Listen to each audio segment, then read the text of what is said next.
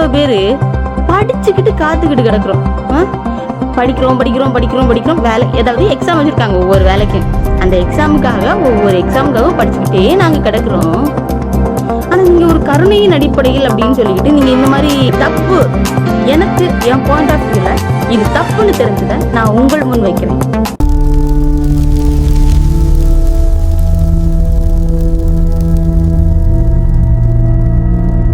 என்னுடைய ஆதங்கம், என்னுடைய கேள்விகள், அது நீங்களும் கொடுத்துருங்க. ஹாய்ங்க, எல்லாருக்கும் வணக்கங்க. என்ன பார்க்குறீங்க? ஆளையே இவ்வளோ நாள் காணும்னு பார்க்குறீங்களா? ஒன்றும் இல்லைங்க, கொஞ்சம் ஹெல்த் இஷ்யூஸ் ப்ராப்ளம் இருந்ததுனால தான் என்னால் வீடியோ போட முடியல. வாங்க மக்களே, டாபிக் உள்ள போகலாம். கரூர் சம்பவத்தால் டிவிக்கே பிரச்சாரம் பண்ணதில் கரூர் சம்பவம் கூட்ட நெரிசல் காரணமாக 43 பேர் கரூர் சம்பவத்தால் இறந்தாங்க. ஸோ தேர்தலில் வெற்றி பெற்று இப்போ டிவிக்கே வந்துட்டு ஆட்சி அமைச்சிருக்காங்க. ஸோ அவங்க என்ன பண்ணாங்க தெரியுமா? ஆட்சி அமைச்சது இந்த கரூர் சம்பவத்தால் இறந்தவங்களுக்கு அவங்க பிஃபோர் எலெக்ஷனுக்கு முன்னாடியே 20 lakhs நிவாரணம் அப்படின்னு சொல்லிட்டு அறிவித்தாங்க. அதை அப்படியே அவங்க கொடுக்கவும் செஞ்சாங்க. அண்ட் இப்போது ஆஃப்டர் எலெக்ஷன் முடிஞ்சு தேர்தலில் வெற்றி பெற்று சிஎம் அவங்க ஆயிருக்காங்க. ஆனதுக்கப்புறமேட்டு அந்த கரூர் சம்பவத்தால் பாதிக்கப்பட்ட அவங்களுக்கு 41 பேர் இறந்ததில் மொத்தம் 32 பேருக்கு அரசு பணி வழங்கியிருக்காரு. ஸோ அதற்காக எதிர்கட்சி சைடில் இருந்து கேஸ் போட்டாங்க, எப்படி கொடுக்கலாம் அப்படின்னு சொல்லிக்கிட்டு. அரசு பணி அப்படின்னு பணி கொடுக்குற விழா நடக்கிற அன்னைக்கு வந்துட்டு கேஸ் காலையில் போட்டிருந்தாங்க. விசாரணை நடக்குது உயர்நீதிமன்றத்தில். இப்போ வந்துட்டு நீங்கள் தற்காலிகமாக பணி நியமன ஆணையை வழங்கலாம் அப்படின்னு சொல்லிட்டு அன்னைக்கு உத்தரவு போட்டாங்க. அந்த உத்தரவின் பேரில் தான் கரூர் விழா நடந்த அன்னைக்கு சிஎம் ஜூலை 10ஆம் தேதி அந்த விழாவில் கலந்து கொண்டு பணி நியமன ஆணையும் வழங்கினார்கள் எல்லாருக்கும். அண்ட் இப்போ நம்ம பார்த்தோன்னா இப்போ மறுபடியும் அந்த கேஸ் அப்படியே அப்போது வந்துட்டு என்ன சொல்லியிருக்காங்க, உயர்நீதிமன்றம் தற்கால பணி நியமன ஆணை. அப்போ அது பெண்டிங்கில் கிடக்குது. அதோட விசாரணை அடுத்து மீண்டும் வருது. நேற்றுக்கு அதோட விசாரணை வந்தது, அதாவது மண்டே வந்துட்டு அதோட விசாரணை வருது. அந்த விசாரணையோட முடிவில் என்ன சொன்னாங்க தெரியுமா? இந்த பணி நியமன ஆணை ரத்து செய்யப்படுகிறது அப்படின்னு உயர்நீதிமன்றம், மதுரை உயர்நீதிமன்றம் அறிவிச்சிட்டாங்க அஃபிஷியலாக. எதுக்காக இவங்க ரத்து பண்ணாங்க, எப்படி ரத்து பண்ணலாம் அப்படின்னு உங்கள் எல்லாருக்குமே டவுட் இருக்கும் இல்லைங்களா? ஆக்சுவலி ஆர்டிகிள் 14 என்ன சொல்லுதுன்னா, அனைவருக்கும் சமத்துவ உரிமை, ஈக்குவாலிட்டி பிஃபோர் லா.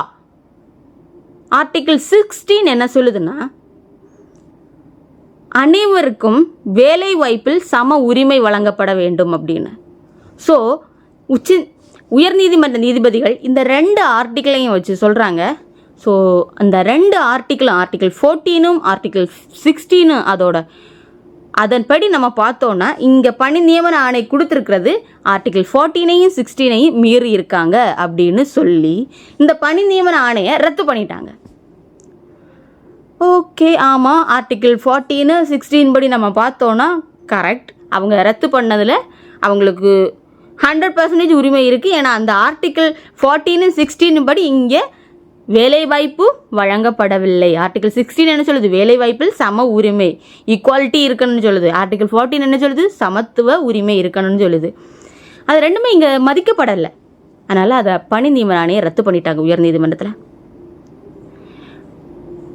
ஆனால் அந்த பணி நியமன ஆணையை ரத்து பண்ணிட்டாங்க. ஓகே, நீ டிவிகேலேருந்து இந்த பணி நியமன ஆணையை ரத்து பண்ணதுனால அவங்க இனி எங்கே போகிறாங்க? உச்சநீதிமன்றத்தில் ஃபைல் பண்ண போகிறாங்களாம் கேஸு அவங்க சைடில் இருந்து. ஓகே, போட்டும். 31 பேருக்கு அவங்க பணி நியமன ஆணை வழங்கினார்கள். இங்கே இளைஞர்கள் அவ்வளோ பேர் படிச்சுக்கிட்டு காத்துக்கிட்டு கிடக்குறோம். படிக்கிறோம் வேலை ஏதாவது எக்ஸாம் வச்சுருக்காங்க ஒவ்வொரு வேலைக்கும். அந்த ஒவ்வொரு எக்ஸாமுக்காகவும் படிச்சுக்கிட்டே நாங்கள் கிடக்குறோம். ஆனால் நீங்கள் ஒரு கருணையின் அடிப்படையில் அப்படின்னு சொல்லிக்கிட்டு நீங்கள் இந்த மாதிரி கரூர் சம்பவத்தில் இறந்தவங்களுக்கு நீங்கள் வேலை கொடுத்தீங்க. அதே மாதிரி இனி அடுத்து கருணையின் அடிப்படையில் ரோடு ஆக்சிடெண்ட் அவங்களே கொடுக்கலாம்ல, எல்லாருமே கொடுக்கலாமே. அப்படின்னா ஈக்குவாலிட்டி இருக்கணும். நம்ம இந்திய அரசியலமைப்பு சொல்லுது ஈக்குவாலிட்டி இருக்கணும். வேலை வாய்ப்பிலும் ஈக்குவல், எல்லாரையும் ஈக்குவலாக பார்க்கணும் அப்படின்னு சொல்லுது. அப்படி பார்த்தோன்னா இவங்க இந்த கருணையின் அடிப்படையில் வேலை கொடுத்ததுக்கு நெக்ஸ்ட்டு எல்லாருக்குமே கொடுக்கணும் அப்படின்னு சொல்லிக்கிட்டு உயர்நீதிமன்றத்தில் வாதிட்டதுனால தான் அந்த பணி நியமன ஆணையை ரத்து பண்ணியிருக்காங்க. அண்ட் மக்களே, என்னோட பாயிண்ட் ஆஃப் வியூவில் என்னோட கருத்து, அண்ட் நான் டிவிகேயோட சப்போர்ட்டர்ஸ், டிஎம்கேயோட சப்போர்ட்டர்ஸ் அண்ட் நான் எந்த கட்சிக்கும் சப்போர்ட் பண்ணி பேசலைங்க. ஆக்சுவலி நான் இந்த யூடியூப் சேனல் ஸ்டார்ட் பண்ணதே எந்த கட்சிக்கும் சப்போர்ட் பண்ணி பேசுகிறதுக்கு இல்லை.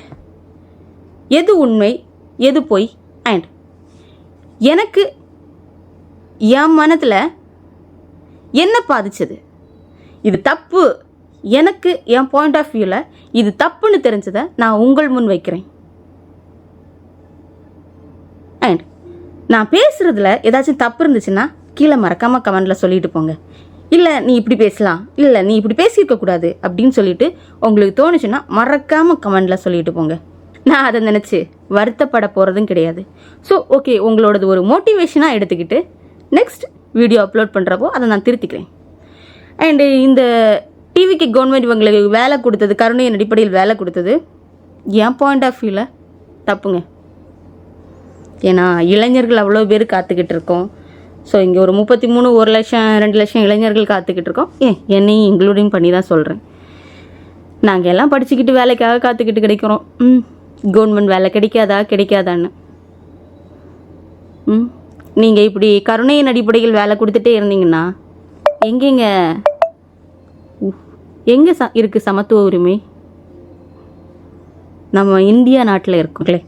நீங்கள் இதை பற்றி, இந்த வீடியோவை பற்றி என்ன நினைக்கிறீங்க? அதாவது கரூர் சம்பவத்தில் உயிரிழந்தவங்களுக்கு பணி நியமன ஆணை வழங்கினது சரியா தப்பா அப்படிங்கிறத நீங்கள் மறக்காமல் கமெண்டில் சொல்லிக்கிட்டு போங்க உங்களோட கருத்தை.